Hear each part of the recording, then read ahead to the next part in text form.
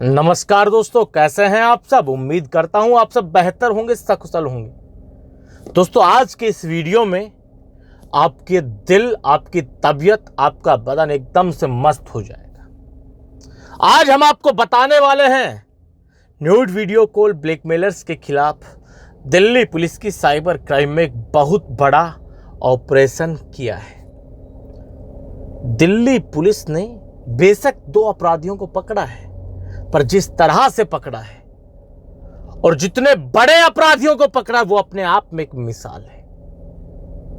दोस्तों, मैं आपको बताना चाहता हूं, दिल्ली पुलिस की साइबर क्राइम ब्रांच ने 2 शातिर अपराधियों को मेवात से गिरफ्तार किया और गिरफ्तार करने की जो पूरी स्टोरी है ना, वो आपकी बड़ी से बड़ी फिल्म की स्टोरी को फेल कर देगी। इतनी खतरनाक स्टोरी है। किसके लिए? सिर्फ आपके लिए। इसीलिए मैं कहता हूं, कंप्लेंट कीजिए। दिल्ली पुलिस के पास 3.5-4 महीने पहले तक कुछ पर्टिकुलर नंबर्स के खिलाफ कंप्लेंट आई थी। दिल्ली पुलिस को कुछ 7 से 8 नंबर्स ऐसे मिले ब्लैकमेलर्स के जो कॉमन थे, जो लगभग 50% लोगों को फंसाते थे। दिल्ली पुलिस ने जब अपनी cybercrime.gov.in पर आने वाली कंप्लेंट्स को एक क्राइटेरिया में सेट किया, ब्लैकमेलर्स के नंबर्स की एक सूची बनाई, तो उसमें से 7 से 8 नंबर दिल्ली पुलिस को ऐसे मिले जो कॉमन थे। लगभग 50% लोगों के साथ वही 7-8 नंबर्स फ्रॉड कर रहे थे। उन नंबर्स की दिल्ली पुलिस ने एक लिस्ट बनाई और बाकायदा उसको जारी भी किया कल उन अपराधियों की गिरफ्तारी के बाद। 1 सेकंड रुकिए, मैं वो नंबर्स आपको बता देता हूं।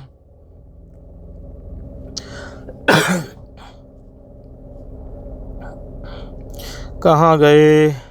7 से 8 नंबर थे जो ब्लैकमेलर्स के थे, जो कॉमन थे। हो सकता है आपको भी उन्हीं ने वो किया हो। जब मैं आपको नंबर्स बताऊंगा तो आप खुद मिला लीजिएगा। पीडीएफ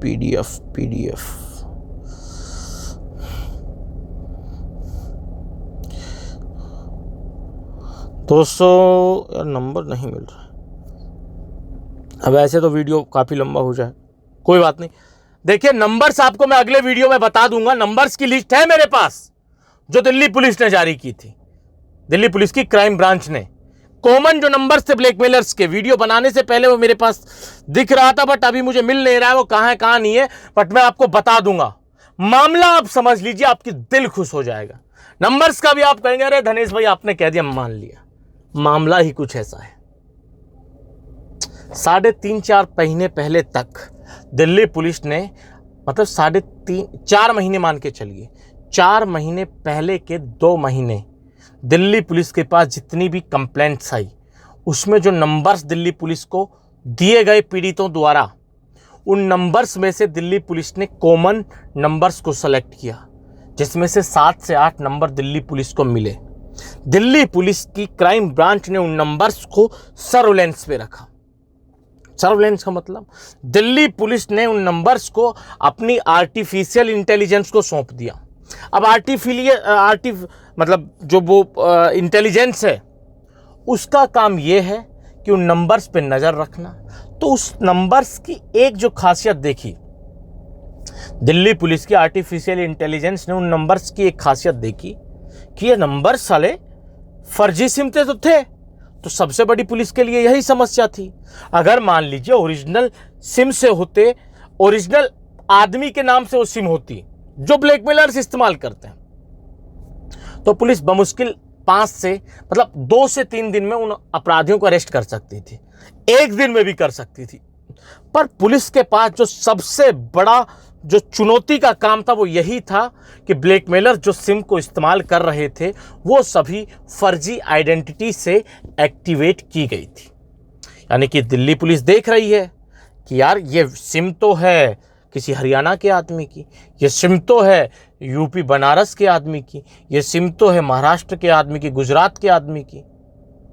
बट इस सिम से जो लोकेशन मिल रहा है वो राजस्थान मेवात का है, और वो भी चेंज होता रहता है बदल बदल के बार बार। तो दिल्ली पुलिस की सबसे बड़ी चुनौती यही थी कि जो ब्लैकमेलर सिम इस्तेमाल कर रहे थे वो सारी सिम फर्जी थी। इसके अलावा दूसरी चुनौती दिल्ली पुलिस के पास ये थी कि ब्लैकमेलर्स उस सिम का इस्तेमाल एक स्थान पर बैठकर नहीं कर रहे थे, वो बार बार स्थान बदल रहे थे। यही डिकोड करना था दिल्ली पुलिस की आर्टिफिशियल इंटेलिजेंस को। तो उनकी टीम लगातार 3.5-4 महीने तक इस पर रिसर्च करती रही कि ये जो नंबर्स हैं पर्टिकुलर 7 से 8 नंबर, ये ज़्यादातर किस समय किस स्थान पर मौजूद रहते हैं।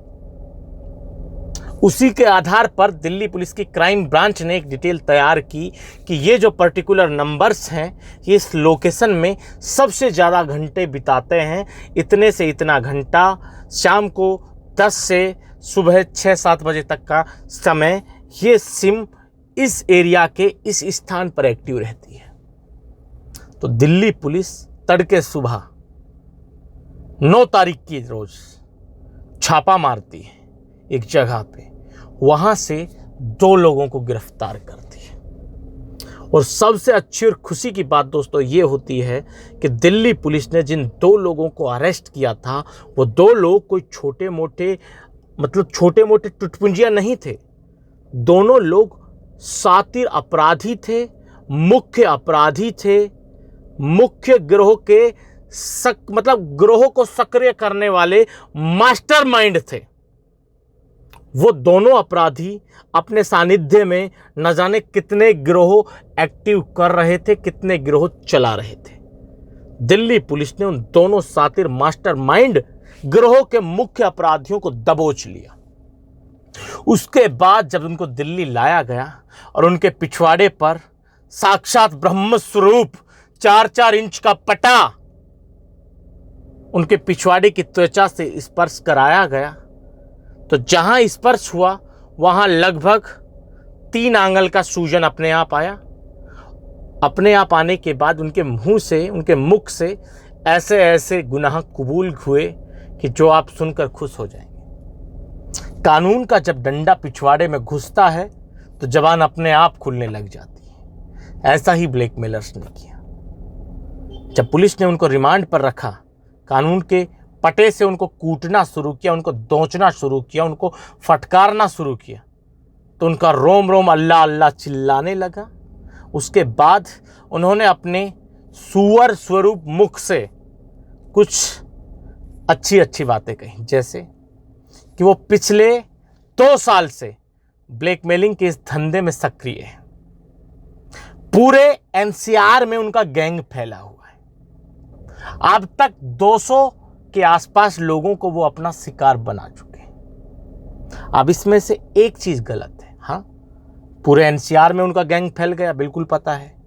गुड़गांव के शहर तक फैल गया भाई, ये सच बात है। उन्होंने सच बताया कि पूरे एनसीआर में उनका गैंग है, पर उन्होंने झूठ बोला। उन्होंने झूठ ये बोला कि उन्होंने सिर्फ 200 लोगों को फंसाया है। ये सच नहीं है। जो आदमी 2 साल से इस काम को कर रहा है और कई गैंग्स का सरगना है, मुख्य आरोपी है, कई गैंग्स का लीडर है, वो 2 साल में 200 नहीं, कम से कम 20,000 लोगों को उसने फंसाया होगा या 2,000 लोगों को फंसाया होगा। ये लिख के रख लीजिए, क्योंकि चोर कभी भी पकड़े जाने पर यह नहीं बताता कि उसने कितने घर में चोरी की है। वो कम से कम घर बताएगा कि मैंने तो 2 घर में चोरी की है। जब पिछवाड़े पर पट्टे टिकेंगे तब कहेंगे नहीं नहीं नहीं 200 घर में चोरी की है। यहां भी वही हाल है। उसने 200 लोगों को टारगेट नहीं किया, कम से कम 2 से 20,000। इतना लंबा मार्जिन में वैसे ही बता रहा हूं आपको, क्योंकि मुझे नहीं पता ये साले लूटने को 1000 लोगों को 2000 लोगों को लूटा होगा। एक दिन में ये 100 200 लोगों को लूट लेते हैं, तो 2 साल में कितने लोगों को लूटा होगा इन्होंने, आप खुद आइडिया लगा लीजिए। तो इतने लोगों को इन्होंने लूटा है।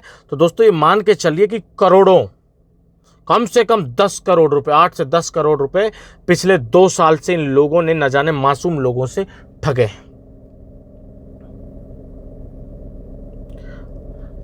तो ये चीज बताना इसलिए अच्छी लगती है कि जब हर रोज हम नेगेटिव खबरें सुनते हैं तो आपको थोड़ा सुकून मिल सके। आपको ये एहसास हो सके कि आप जब पुलिस कंप्लेन करेंगे तो पुलिस कार्रवाई करेगी, मजबूरी में ही क्यों ना करे, उसका कार्रवाई करने की जिम्मेदारी तय हो जाएगी। आपको सिर्फ जाना है, कंप्लेंट करना, ऑनलाइन कर दीजिए, पैसा खर्च नहीं होता है बिल्कुल भी। उम्मीद करता हूँ कि हमारा ये वीडियो आपको पसंद आया होगा। आज के इस वीडियो में इतना ही। जल्द मिलते हैं नया वीडियो लेकर नई जानकारी के साथ। रखिए तब तक अपना ख्याल। जय भीम, जय हिंद की सेना साथियों।